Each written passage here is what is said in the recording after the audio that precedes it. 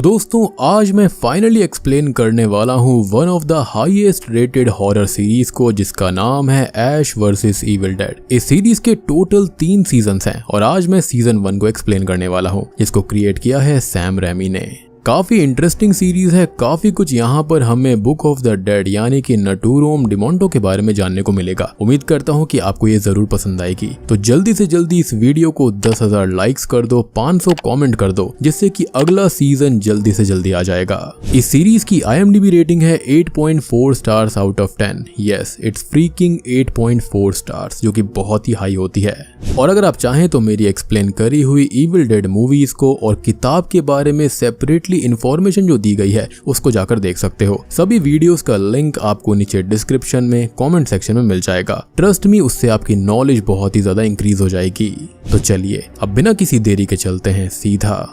Video की तरफ। अब देखो, Ash versus Evil Dead series को एक्सप्लेन करने से पहले मैं आपको 3 मूवीज का एक रिकैप दे देता हूं, ताकि आपको यहाँ पर इसको समझने में काफी आसानी होगी। बहुत ही छोटा सा है और यही आपको रिक्वायर्ड रहेगा। और जिन लोगों ने ऑलरेडी इविल डेड 1, 2 और 3 देखी हुई है, तो उनके लिए मैं टाइम स्टैम्प स्क्रीन पर लिख दूंगा, आप डायरेक्टली जाकर सीरीज की एक्सप्लेनेशन देख सकते हो। लेकिन फिर भी एक छोटे से रिकैप के लिए मैं आपसे रिक्वेस्ट करूंगा कि आप इसको पूरा देख लीजिए। तो 1980s के टाइम पर ऐश विलियम्स अपनी सिस्टर, गर्लफ्रेंड लिंडा और फ्रेंड्स के साथ वुड्स में बने हुए कैबिन में टाइम स्पेंड करने जाता है, जहां पर उन लोगों को एक किताब मिलती है जिसका नाम होता है नेक्रोनोमिकॉन एक्स मॉर्टिस या फिर बुक ऑफ द डेड, या फिर आप इसको नटूरोम डिमोंटो भी बोल सकते हो। अब होता यह है कि उस किताब में लिखे हुए शब्दों की वजह से डीमंस जाग जाते हैं, यानी कि कैंडेरियन डीमन जाग जाता है, जो कि अलग अलग लिविंग बींग्स को पजेस करके उन पर हमला करते हैं, जिनको डेडाइट्स कहा जाता है। जिसके चलते ऐश के सभी दोस्त मारे जाते हैं और उसे खुद उन्हें मारना पड़ता है। और जैसे तैसे वो खुद को बचाकर किताब को खत्म करने की कोशिश करता है, लेकिन वो किताब ना ही जलती ना ही खत्म होती, और उल्टा वो उसको ही पजेस करके उसको ही खत्म करने में लग जाती है। लेकिन यहाँ पर वो बहुत ही ज्यादा स्ट्रांग होता है मेंटली, जिसके चलते वो बच जाता है।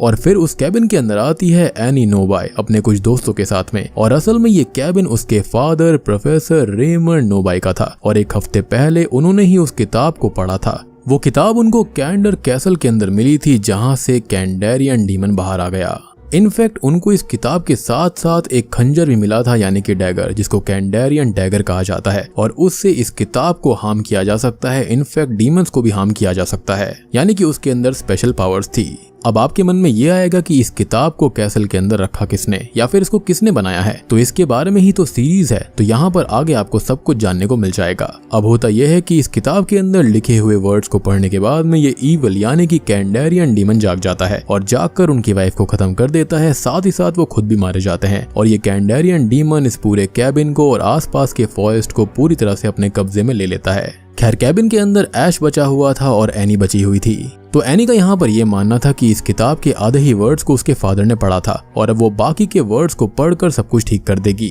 लेकिन होता यह है कि ऐसा करने के चक्कर में वो मारी जाती है, क्योंकि जो ऐश का कटा हुआ हाथ होता है वो उसको ही मार डालता है कैंडेरियन डैगर से। जिसके चलते होता यह है कि वहां पर एक डायमेंशन ओपन हो जाता है, जहां पर ये डीमन और ऐश और उसकी गाड़ी वहां पर चली जाती है, और वो 1300 AD में पहुंच जाता है, जहां पर उसका सामना होता है आर्मी ऑफ डार्कनेस से, और उनसे लड़कर वो वापस अपने टाइमलाइन में आता है। और कहानी अब इससे आगे जाने वाली है।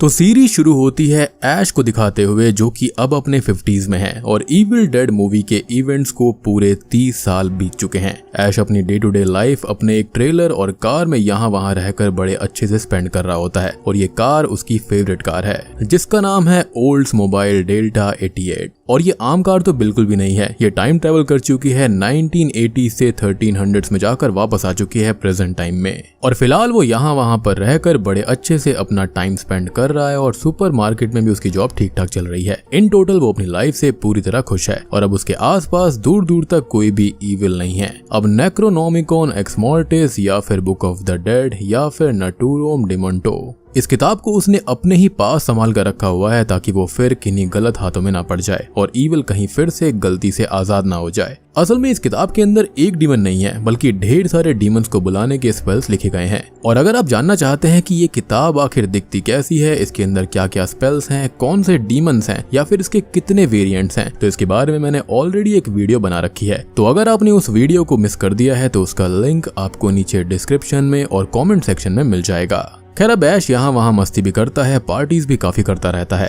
अब एक दिन वो उस किताब को उठाकर देखता है तो उसके अंदर कुछ सामान था और ये देखकर वो काफी परेशान हो जाता है क्योंकि किताब को किसी ने ओपन कर दिया था। और तभी उसको याद आता है कि कुछ दिन पहले उसने अपनी ही एक फीमेल फ्रेंड के साथ मिलकर नशे में उस किताब को ओपन कर दिया था और उसके अंदर लिखे हुए वर्सेस को भी पढ़ लिया था, जिससे कि अब ईविल फिर से जाग चुका है और सबको खत्म करने के लिए फिर से तैयार है। खैर दूसरी तरफ हम देखते हैं अमेंडा और जॉन नाम के दो पुलिस ऑफिसर्स को जो कि एक बिल्डिंग में आए हुए थे जहां पर से चीखने चिल्लाने की आवाज आने की कंप्लेंट आई हुई थी और वो दोनों वहां पर जाकर चेक करने लगते हैं। तो वहां पर उनको कुछ डेड बॉडीज मिलती हैं और अब उनको एक लड़की मिलती है और ये लड़की उस दिन ऐश के साथ थी जिसके साथ उसने किताब को पढ़ लिया था और अब वो लड़की पजेस होकर एक डेडाइट बन गई थी। यानी कि इस डीमन के द्वारा जो भी पजेस होता है वो एक डेडाइट बन जाता है और वो उन दोनों पर अटैक कर देती है। अब वो दोनों ही उससे बचने की कोशिश करते हैं लेकिन वो जॉन को घायल कर देती है जिससे कि वो मारा जाता है, लेकिन वो फिर से डेडाइट बनकर जिंदा हो जाता है और अमेंडा पर अटैक करने लगता है। अब खुद को बचाने के लिए अमेंडा को उसे मारना पड़ता है जिसके बाद वो सस्पेंड हो जाती है और उसके ऊपर इंक्वायरी बैठ जाती है। खैर ऐश अब यहाँ पर अपनी जॉब पर होता है और उसे भी डेडाइट्स के विजन्स आने लगे थे और वो उन्हें हॉन्ट करने लगते हैं। उसको एक डॉल भी हॉन्ट करती है जिसको वो खत्म कर देता है, यानी कि डॉल तक को भी ये डीमन पजेस कर सकता था और यहाँ उसे उसके साथ काम करने वाला लड़का पाब्लो बचाता है।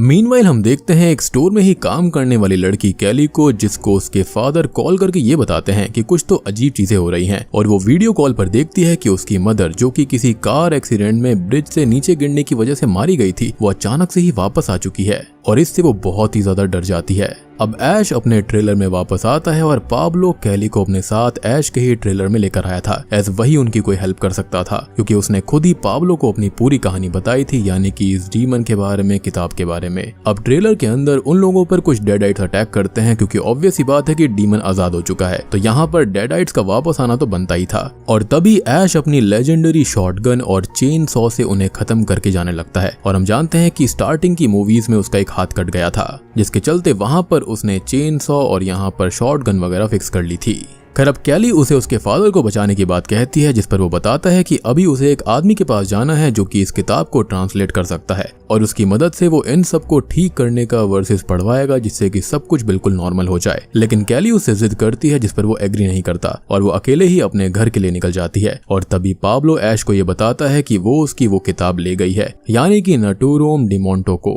खैर अब वो दोनों ही कैली के घर के लिए निकल पड़ते हैं और रास्ते में उन पर एक और डेडाइट अटैक करता है और ऐश को खत्म ही करने वाला होता है, लेकिन वो उसे मारकर खुद को बचा लेता है। खैर इसी बीच हम अमेंडा को देख पाते हैं जिसको उस ट्रॉमेटाइज्ड हादसे के बाद डेडाइट्स के विजन्स आ रहे थे और वो सस्पेंड होने के बावजूद भी इन्वेस्टिगेशन करने लगती है कि आखिर ये सब शुरू कैसे हुआ था और किसने शुरू किया, क्योंकि उसकी बात पर कोई भी सीनियर यकीन नहीं कर रहा था और उसको पता चलता है कि ये सब ऐश विलियम से ही शुरू हुआ है और वो उसको ही मेन कल्प्रिट समझने लगती है और उसे उस बुक स्टोर का एड्रेस भी मिल जाता है जहाँ पर ऐश जाने वाला था, यानी कि उस ट्रांसलेटर के पास में। खैर अब हम ऐश और पाब्लो को देखते हैं जो कि कैली के घर आ गए थे और यहाँ पर सब कुछ नॉर्मली था और उसकी माँ बताती है कि एक्सीडेंट में वो पानी में गिर गई थी और फिर कुछ लोगों ने उसको ढूंढ निकाला और वो सब कुछ भूल गई, जिसके बाद उन्हें थोड़ा बहुत याद आया और वो अचानक से ही वापस आ गई हैं और उनकी बॉडी मिली ही नहीं थी। तो कैली और उसके डैड उनकी बातों पर यकीन भी कर लेते हैं। अब ऐश को उस पर जरा भी यकीन नहीं होता और तभी पाब्लो बताता है कि वो किताब गलती से उसने अपने बैग में रख ली थी, मींस कैली उस किताब को लेकर ही नहीं गई। अब सब लोग खाना खाने लगते हैं और ऐश को कैली की मदर पर शक था, जिस पर पाब्लो उसको समझाता है कि वो उसकी मदर ही है और कैली भी ऐश पर गुस्सा करती है कि वो उसकी मदर से सवाल जवाब ना करे। और तभी अचानक से ही ऐश कैली की माँ को पंच कर देता है जिससे कि वो उसके ऊपर फूट पड़ती है, लेकिन ऐश का शक बिल्कुल सही था और वो एक डेडाइट ही होती है जो कि उन लोगों पर अटैक करके पहले तो कैली के डैड को खत्म करती है और फिर उन पर अटैक करने लगती है। अब ऐश उन्हें खत्म करने की कोशिश करता है और वो यहाँ वहाँ छुप कर उन पर अटैक करने लगती है। अब जैसा कि हम जानते हैं कि ये डीमन जो है वो बहुत ही ज्यादा मैनिपुलेटिव है, तो वो कैली से बात करके उसको मैनिपुलेट करने की कोशिश करती है, लेकिन टाइम रहते ऐश उसको खत्म कर देता है एंड विद रिस्पेक्ट कैली के पेरेंट्स को बैरी करके वो लोग वहां से निकल जाते हैं, यानी कि उस किताब वाले स्टोर में जहां पर वो ट्रांसलेटर था। खैर तभी हम एक मिस्टीरियस लेडी को देख पाते हैं जो कि वहां पर आती है और एक डेडाइट उस पर अटैक करता है जिससे वो बिल्कुल नहीं डरती और डेडाइट को एक डैगर से टॉर्चर करके ऐश और बुक के बारे में पता लगाने लगती है। और ये डेडाइट उसको बड़े अच्छे से जानते थे, लेकिन ये कौन है तो इसके बारे में मैं आपको थोड़ी देर में बताऊंगा। और ये जो डैगर है ये कुछ और नहीं बल्कि ये कैंडेरियन डैगर है जिससे कि इन डेडाइट्स को और कैंडेरियन डीमन को मारा जा सकता है। खैर अब हम ऐश को देखते हैं जो कि उस बुक स्टोर में आता है और यहाँ पर अमेंडा उसको अरेस्ट करने आती है जिसको पाब्लो बेहोश कर देता है। अब बुक स्टोर ओनर उस किताब को देखकर उसे बताने लगता है कि इस किताब को डार्क वंस ने लिखा है जो कि ना तो ह्यूमन होते हैं और ना ही डीमन, और इसके बारे में मैंने ऑलरेडी अपनी एक वीडियो में एक्सप्लेन किया है तो उसको जाकर जरूर देख लेना। उसका ये कहना था कि ये किताब खुद से किसी को हार्म नहीं कर सकती लेकिन पैसेज ओपन कर सकती है जिसकी हेल्प से डीमंस अपने डायमेंशन से हमारे डायमेंशंस में आ सकते हैं। और यही सेम चीज हमने थ्रू आउट सारी मूवीज के अंदर नोटिस किया है कि बिना किताब को खोले और वर्सेस को पढ़े हुए ये डीमंस यहाँ पर नहीं आ सकते। और डार्क वंस ने इस किताब को ह्यूमैनिटी के अगेंस्ट यूज करने के लिए ही बनाया था। वो यहाँ पर राज करना चाहते थे और इंसानियत को तबाह करना चाहते थे। तभी ऐश उससे ये पूछता है कि इन सब चीजों को अंडू कैसे किया जा सकता है, लेकिन इस चीज का उसे कोई भी आइडिया नहीं था। और ऐश यहाँ पर सजेशन देता है कि उन्हें कोई छोटा सा कमजोर डीमन समन करना चाहिए जिससे कि वो पूछ कर सब कुछ ठीक कर सकते हैं। अब वो लोग एक प्रोटेक्शन सर्कल बनाते हैं और एक छोटे डीमन एलिगोस को समन करते हैं, लेकिन वो जो डीमन होता है ना वो इतना कमजोर नहीं होता। और ऐश उससे सब कुछ ठीक करने के बारे में पूछता है लेकिन वो उसे कुछ भी नहीं बताता। उसके पास में इनविजिबिलिटी की भी पावर थी और उसे फ्री करने के लिए वो ट्रिक करने लगता है। अब बाहर कैली अमेंडा पर निगरानी रखी हुई थी और अमेंडा कहती है कि वो भी सब कुछ ठीक ही करना चाहती है और वादा करती है कि वो उन पर अटैक नहीं करेगी। और डीमन के आने से यहाँ पर हलचल भी शुरू हो गई थी तो कैली उसको फ्री कर देती है और वो दोनों बाकी लोगों के पास जाती है जहाँ पर अमेंडा ऐश पर गोली चला देती है जिससे बचने के लिए वो पीछे हट जाता है और सर्कल मिट जाता है और यहाँ पर वो जो डीमन होता है वो फ्री हो जाता है। यानी कि सर्कल बनने की वजह से वो डीमन वहीं तक सीमित था लेकिन वो हटते ही यहाँ पर वो आजाद हो गया। अब बुक स्टोर ओनर उसे वापस भेजने के लिए वर्सेस पढ़ने लगता है लेकिन वो डीमन उसको ही खत्म करके बाकी लोगों के ऊपर अटैक करने लगता है और उससे बचना इम्पॉसिबल होता जा रहा था और वो एक जगह ठहर भी नहीं रहा था कि ऐश उसको शूट कर पाए। और अब कैली उस पर नेक्रोनोमिकॉन किताब ही मार देती है जिससे कि वो सडनली कहीं गायब हो जाता है। खैर अब वो लोग वहां से जाने लगते हैं और अमेंडा ऐश को अरेस्ट करती है लेकिन वो उसे ही हैंडकफ्स में बंद कर वहां से चला जाता है। अब उन लोगों के जाने के बाद में बुक शॉप का ओनर एक डेडाइट बनकर अमेंडा पर अटैक करने आता है लेकिन तभी वहां पर वो मिस्टीरियस लेडी आ जाती है और उस डेडाइट को मारकर अमेंडा को बचा लेती है। अब वो अपने बारे में बताती है कि उसका नाम रूबी नोबाई है और वो प्रोफेसर रेमंड नोबाई की बेटी है और एनी नोबाई की बहन जिसको हमने इविल डेड 2 में देखा था। और वो ऐश को ही ढूंढ रही थी जिसकी वजह से सब कुछ शुरू हुआ और वो उसे रोकना चाहती है जिसके अंदर चाहे तो अमेंडा भी उसकी मदद कर सकती है जिस पर ऑब्वियसली अमेंडा मान जाती है। लेकिन स्टिल यहाँ पर एक बात समझ में नहीं आती कि वो इंसान होकर यहाँ पर डेडाइट्स को कैसे मार पा रही थी और उनसे वो डर क्यों नहीं रही थी। अब वो दोनों ही ऐश को ढूंढने निकल पड़ती हैं और इसके अंदर उनकी हेल्प ऐश का कटा हुआ हाथ ही करता है जो कि इविल डेड 2 में पजेस हो गया था और ऐश को उसे काटना पड़ा था और अब तक वो जिंदा है और ऐश को इंडिकेट करता है यानी कि वो उसको ढूंढने में इजीली हेल्प कर सकता है और ऐसे वो लोग उस तक पहुंच सकती थी। खैर अब हम देखते हैं ऐश, कैली और पाब्लो को जो कि वहां से तो निकल आए थे लेकिन अब वो कहां पर जाएं इसका उन्हें कोई भी आइडिया नहीं था। और तभी पाब्लो सजेस्ट करता है कि उसके अंकल असल में एक शेमन है तो वो उनकी हेल्प कर सकते हैं और वो लोग वहां पर जाने लगते हैं। रास्ते में इविल फोर्सेस उन पर अटैक करती हैं और कैली की तबीयत भी बिगड़ने लगी थी जिसको अचानक से ही अजीब अजीब सी आवाजें सुनाई देने लगती हैं जिनको वो इग्नोर कर देती है। अब फाइनली ये लोग पाब्लो के अंकल ब्रूहो के पास पहुंच जाते हैं और यहाँ पर बहुत सारे टैलिस्मैन्स थे तो यहाँ पर इविल फोर्सेस जो कि उनका पीछा कर रही थी वो वहां तक अंदर नहीं आ पाती। अब वो लोग ब्रूहो से बात करते हैं और वो ऐश के साथ अपने रिचुअल्स रूम में जाता है और पाब्लो को कैली के पास रहने को बोलता है एज वो भी कुछ ठीक नहीं लग रही थी। अब ब्रूहो यहाँ पर ऐश विलियम से बात करता है और उससे कहता है कि वो जो आंसर्स ढूंढ रहा है वो उसे उसके ही अंदर मिलेंगे और वो उसे एक पोशन बना कर देते हैं ताकि वो अपनी मेमोरीज को फिर से अच्छे से जी पाएगा और इन सब चीजों का जो रूट कॉज है उसको पता लगा पाएगा, बेसिकली अपने पास्ट में जा पाएगा।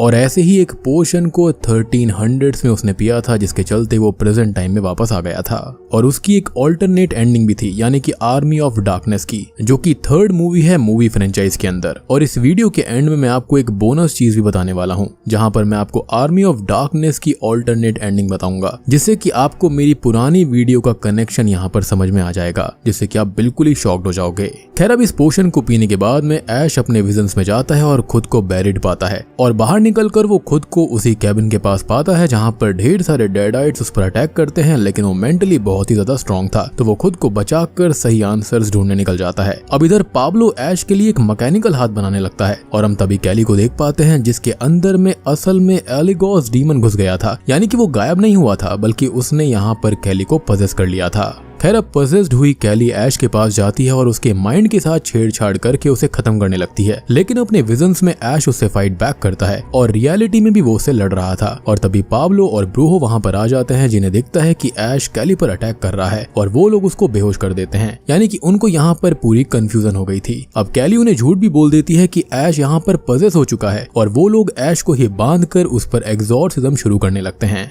पाब्लो कैली के साथ वहां से चला जाता है और ब्रूहो ऐश के ऊपर एग्जॉर्सिज्म शुरू करता है, लेकिन इस चीज का कोई भी फर्क उस पर नहीं पड़ रहा था क्योंकि असल में वो पजेस था ही नहीं। और दूसरी ओर कैली पाब्लो को सीड्यूस करने लगती है उसे जान से मारने के लिए, और अब वो अपने असली रूप में आकर उसके ऊपर अटैक करती है, लेकिन ब्रूहो और ऐश वहां पर आकर उसको रोक लेते हैं। अब वो उसे बांधकर उसके ऊपर एग्जॉर्सिज्म करने लगते हैं, लेकिन डीमन पर इसका कोई असर नहीं हो रहा था और पाब्लो कैली को बचाने के लिए उस डीमन को ये ऑफर देता है कि वो उसकी बॉडी को ले ले और वो डीमन कैली से बाहर आ जाता है। अब पाब्लो के अंदर का डीमन उन सब पर अटैक करने लगता है, जिसमें ब्रूहो की जान चली जाती है और अब ऐश अपने माइंड की उलझन सुलझाकर उस डीमन से लड़ने लगता है जो कि मर ही नहीं रहा था, और अब ऐश एक ट्रिक करके उसको खत्म कर देता है। वो लोग ब्रूहो की चिता जलाकर वहां से जाने लगते हैं और ब्रूहो का लॉकेट नीचे आकर गिरता है जो कि पाब्लो के लिए था, और पाब्लो उसे पहन लेता है ब्रूहो की आखिरी निशानी के तौर पर। इनफैक्ट उसके मन में खुद गिल्ट था कि उसकी वजह से उसके ही अंकल की जान चली गई। खैर, अब उन तीनों के जाने के बाद वहां पर अमेंडा और रूबी आ जाती है और तभी ब्रूहो डेडाइट बनकर रूबी पर अटैक करता है और उससे गुस्से में बात करते हुए बोलता है कि उसे वो किताब नहीं मिलेगी और वो एक धोखेबाज है, जिसके साथ ही वो रूबी के साथ आग में कूद जाता है और वो भी जल जाती है और अमेंडा ऐश के पीछे निकल जाती है उसको पकड़ने के लिए, लेकिन वो नोटिस करती है कि ऐश का वो कटा हुआ हाथ भी अचानक से ही गायब हो गया था। तभी हमें ऐश को दिखाया जाता है जो कि कैली और पाब्लो के साथ एक कैफे में बैठा हुआ था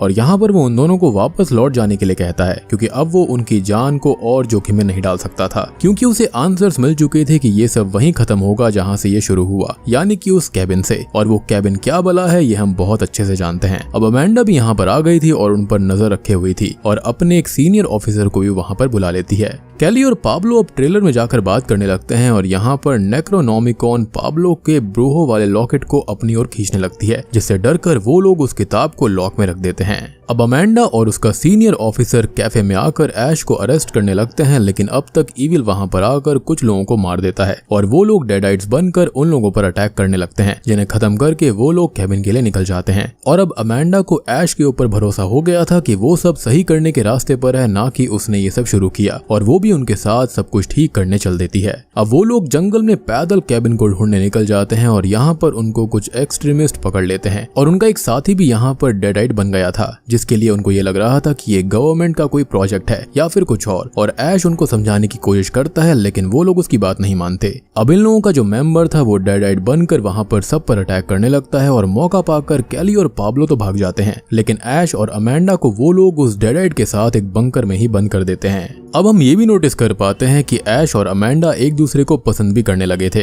और यहाँ से निकलने का रास्ता वो ढूंढने लगते हैं और वो डेडाइट उन पर अटैक करता है, जिससे लड़कर वो लोग उसे ट्रिक करके उसको खत्म कर देते हैं। और दूसरी ओर पाब्लो और कैली को कुछ लोग पकड़ लेते हैं, लेकिन एक डेडाइट आकर उन पर अटैक करता है, जिसे पाब्लो और कैली खत्म कर देते हैं। वो कैंप में वापस आते हैं ऐश और अमेंडा को बचाने के लिए और उस ग्रुप के लीडर को यकीन दिलाने के लिए कि वो लोग उनके अगेंस्ट बिल्कुल भी नहीं है, वो इस ईविल से लड़ रहे हैं। और वहां से कैबिन के लिए वो निकल जाते हैं, लेकिन ऐश उन तीनों से कनेक्ट हो गया था और अब वो उनको खतरे में नहीं डाल सकता था और वो चुपचाप वहां से कैबिन के लिए उनको बिना बताए ही निकल जाता है। अब इसी बीच हम शॉकिंगली रूबी को देखते हैं, जी हाँ, जो कि आग से बाहर निकलती है और वो जरा भी नहीं जली थी, मींस ये इंसान तो बिल्कुल भी नहीं है। और अब वो ऐश और उस किताब को ढूंढने निकल जाती है। तभी हम ऐश को देखते हैं जो कि उस कैबिन तक पहुंच गया था, लेकिन उससे पहले उसका वो कटा हुआ हाथ वहां पर आ गया था और अमेंडा भी उसे ढूंढते हुए वहां तक आ जाती है और पाब्लो और कैली उसे कहीं और ही ढूंढ रहे थे। अब ये कैबिन खुद भी ईविल है, तो ये ऐश की बैड मेमोरीज को ट्रिगर करने लगता है, साथ ही साथ अमेंडा की भी बैड मेमोरीज को छेड़ने लगता है। तभी ऐश उसे अपना प्लान बताता है कि उसे अपने विजन से ये पता चला वाला है कि उसे उस किताब को यहीं पर गाड़ना होगा हमेशा के लिए। और ऐसा करने के लिए सामान ढूंढने के लिए वो वर्कशॉप में चला जाता है, जहाँ पर वो अचानक से ही कैद हो जाता है। और यहीं पर उसने पजेस्ड हुई लिंडा को मारा था, जो कि 30 साल पहले उसकी गर्लफ्रेंड थी। और उसका कटा हुआ सर उसको हॉन्ट करने लगता है, उस पर अटैक करता है, उससे बुरी बुरी बातें कहता है, अमेंडा के बारे में गलत बोलता है और उसको मेंटली तोड़ने की कोशिश करने लगता है। यानी कि ये डेडाइट जो हैं वो मरने के इतने सालों के बाद भी जिंदा रहते हैं और वो उसको मेंटली और फिजिकली उससे फाइट करने लगता है।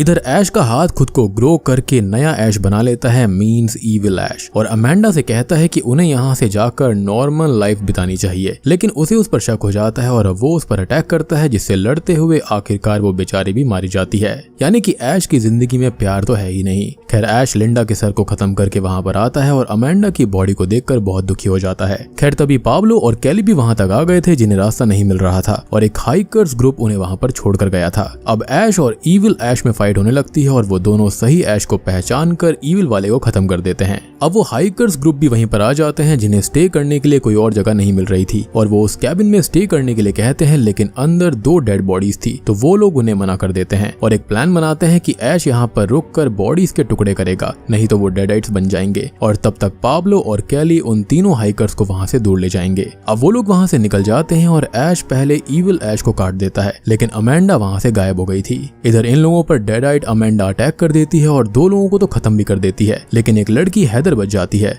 लेकिन तभी हम देखते हैं कि वहाँ पर रूबी आ जाती है और उन लोगों को बचा लेती है, जिससे डर कर अमेंडा डेडाइट वहाँ से भाग पड़ती है। अब वो उन लोगों को अपने बारे में बताती है और अब वो लोग ऐश के पास जाते हैं, जहाँ पर रूबी उसको ये कहती है कि वो एनी की बहन है और ये सब ऐश विलियम्स की वजह से ही शुरू हुआ है और इस किताब को यहाँ पर गाड़ने से कुछ नहीं होगा, इससे अच्छा कि वो किताब उसे सौंप दे, जिसके बाद में वो किसी की भी हाथ नहीं लगेगी और वो इस किताब को खत्म भी कर सकती है और ऐश ऐसा करने के लिए मान जाता है। लेकिन वियर्ड बात ये थी कि वो इस किताब को खुद नहीं ले रही थी, बल्कि ऐश विलियम से वो उस किताब के फेस को हटाने के लिए बोलती है और वो वैसा ही करता है, जो कि इंसानी मांस था। और अब वो उसे एक खास तरह से उस किताब को उसे ऑफर करने के लिए बोलती है, यानी कि एक खास तरह की चैंटिंग करने के लिए बोलती है, जिस पर वो थोड़ा सा झिझकता है, लेकिन इवेंचुअली वो उसको किताब दे देता है और अब वो उसमें से इनकैंटेशंस को पढ़ने लगती है और अचानक से ही हलचल शुरू हो जाती है, जिस पर ऐश बहुत गुस्सा करता है कि वो ये क्या कर रही है और वो किताब के बारे में नहीं जानती। और अब वो रिवील करती है कि वो बड़े अच्छे से जानती है, क्योंकि उसने ही उस किताब को लिखा था। जी हाँ, और अब हम समझ पाते हैं कि वो कोई और नहीं बल्कि द डार्क वन रूबी है, जिसने कि ओरिजिनली इस किताब को क्रिएट किया था। और मैंने जब इस किताब को एक्सप्लेन किया था तो उसके अंदर मैंने इसके बारे में डिटेल में बात करी है और यही उसका कनेक्शन है,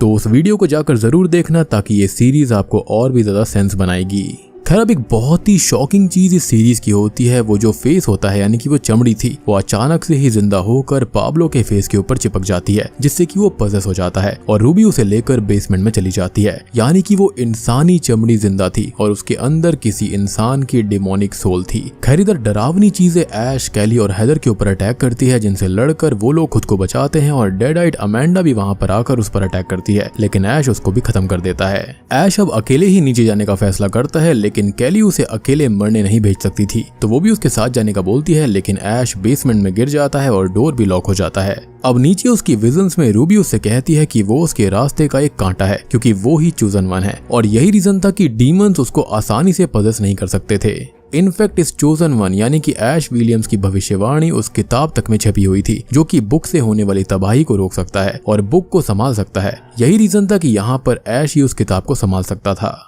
रूबी उससे ये बोलती है कि वो उसके रास्ते से हट जाए और बदले में उसे उसकी जिंदगी काफी नॉर्मल वाली मिल जाएगी, और वो ये भी ऑफर एक्सेप्ट करने से मना कर देता है। अब कैबिन के अंदर जो इविल फोर्सेस होती हैं वो कैली और हैदर पर अटैक करती हैं और हैदर को खत्म करके कैली को बाहर फेंक दिया जाता है। अब वो उस कैबिन के अंदर आग लगा देती है और अंदर ऐश देखता है कि रूबी पाब्लो के खून से कुछ नए पेजेस को लिख रही थी, यानी कि इस किताब को लिखने के लिए इंसानी खून इस तरह से लगता है, जो कि हमेशा आज तक बताया गया था। और पाब्लो नेक्रोनोमिकॉन के वश में नए इनकैंटेशंस को बोल रहा था और उसके अंदर से नए नए डीमन चाइल्ड पैदा होकर बाहर आ रहे थे और वहां से बाहर दुनिया में तबाही मचाने जा रहे थे। अब ऐश के पास एक डीमन चाइल्ड आता है और उस पर अटैक करता है और उसको घायल भी कर देता है, लेकिन ऐश उससे लड़कर उसको ही खत्म कर देता है, क्योंकि अल्टीमेटली अभी वो बच्चे थे। अब वो रूबी को रोकने जाता है, लेकिन वो पावरफुल थी और पाब्लो पजेस हो गया था, जो कि ऐश के ऊपर अटैक करता है। और अब तक कैली भी वहां पर आ जाती है, क्योंकि कैबिन के जलने से उसको अंदर एंट्री मिल गई थी। लेकिन तभी पाब्लो उसे चोक करके मारने लगता है और ऐश विलियम से वो खुद को खत्म करने का बोलता है, क्योंकि वो ऐसे इविल बनकर नहीं रह सकता था। लेकिन ऐश ना ही उसको मार सकता था और ना ही कैली को मरने दे सकता था। तो वो रूबी से बात करता है और कहता है कि वो ये गलत कर रही है, जिस पर वो कहती है कि इविल तो पहले से ही सब जगह पर है, बस वो उसको कंट्रोल करेगी और उस पर राज करेगी, और ऐश चाहे तो अभी भी उसका ऑफर ले सकता है। वो ऐश के ही चेहरे को काटने लगती है नेक्रोनोमिकॉन एक्स मॉर्टिस पर लगाने के लिए, लेकिन तभी वो उसको रोक देता है और उसका ऑफर भी एक्सेप्ट कर लेता है, जिसके साथ ही पाब्लो के ऊपर वो जो ह्यूमन फेस स्किन लगी हुई थी वो वापस आकर किताब पर लग जाती है। और अब वो ठीक हो गया था और वो तीनों वहां से निकल जाते हैं। खैर अब वो दोनों ही ऐश विलियम से काफी नाराज थे, क्योंकि उसे रूबी की बात नहीं माननी चाहिए थी। अल्टीमेटली इंसान तो खत्म हो ही जाएंगे और धरती पर डीमंस का राज हो जाएगा।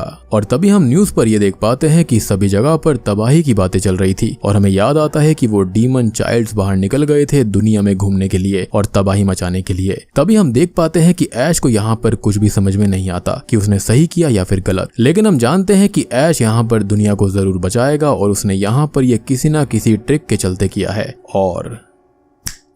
बूम, इसी के साथ में सीजन 1 यहीं पर खत्म हो जाता है। तो दोस्तों ये थी Ash versus Evil Dead season 1 की कहानी। अगर आपको ये कहानी पसंद आई है और अगर आपको कहानी आगे की जल्दी से जल्दी देखनी है तो जल्दी से ढेर सारे कमेंट कर दो, 10,000 लाइक्स कर दो इस वीडियो के ऊपर। तो अगर अच्छा रेस्पॉन्स मिलता है तो मैं जल्दी से जल्दी सीजन 2 और सीजन 3 को भी एक्सप्लेन कर दूंगा। और हाँ, मैंने आपको कहा था कि मैं आपको एक ऑल्टरनेट एंडिंग बताऊंगा आर्मी ऑफ डार्कनेस की, जिससे कि मेरी बुक वाली वीडियो बिल्कुल कनेक्ट हो जाएगी। तो आर्मी ऑफ डार्कनेस में होता यह है कि उसको ये बताया गया था कि उसको पोशन के 6 बूंद पीनी होंगी, जिससे कि वो अपने टाइमलाइन में आ जाएगा। लेकिन होता यह है कि वो असल में 7 बूंद पी लेता है, जिसके चलते वो फ्यूचर में जागता है जहां पर सब कुछ खत्म हो गया था। और ये जो कैंडेरियन डीमन होता है और ये किताब होती है वो बिल्कुल डिजिटलाइज हो जाती है। और इसी वेरिएंट के बारे में मैंने अपनी किताब वाली वीडियो में आपको बताया था। बाकी मुझे पर्सनली लगता है कि इस सीरीज के अंदर जितनी डिटेल किताब के बारे में बताई गई है वो काफी इंटरेस्टिंग है और मूवीज के अंदर वो सब कुछ कवर नहीं होता। उम्मीद करता हूँ कि आप सभी हॉरर फैंस को ये जरूर पसंद आई होगी। पसंद आई है तो वीडियो को लाइक कर देना, चैनल के ऊपर नए हैं तो सीजन 2 के लिए सब्सक्राइब कर लीजिए।